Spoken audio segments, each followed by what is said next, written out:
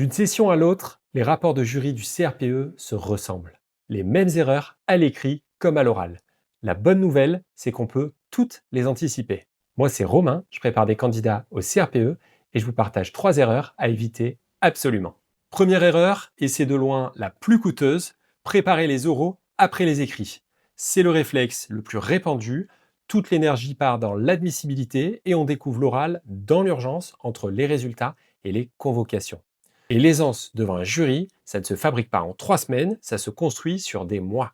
Le bon réflexe, intégrer l'oral à votre préparation dès le début, même à petite dose, même 10 minutes par semaine, mais dès maintenant.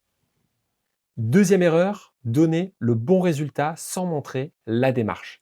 Celle-là est perfide parce qu'on sort de l'épreuve convaincu d'avoir réussi. En mathématiques surtout, la justification vaut des points, pas seulement le résultat.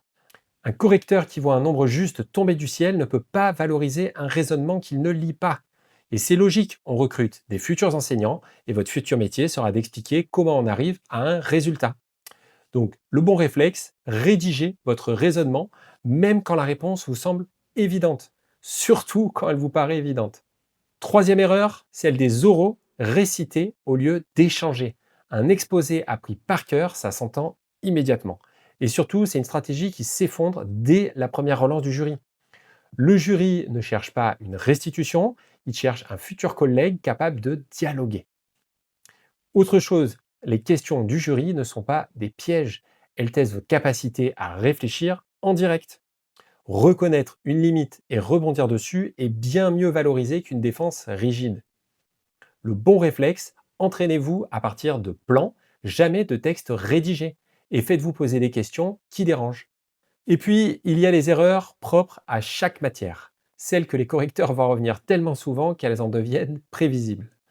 En français, confondre nature et fonction en étude de la langue. En mathématiques, les conversions d'unités et les règles de signes. En histoire-géographie, des repères chronologiques et spatiaux imprécis.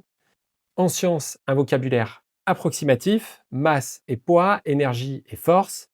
On a réuni tous les rapports du jury sur une page dédiée, le lien est en description. Il y en a chaque année dans chaque académie, ce sont les correcteurs eux-mêmes qui vous disent ce qu'ils attendent et ce qui les agace. C'est mis à disposition et presque personne ne s'en sert. Un dernier point, et c'est le plus important de cette vidéo, toutes ces erreurs ont un point commun, elles se corrigent à l'entraînement, jamais le jour du concours.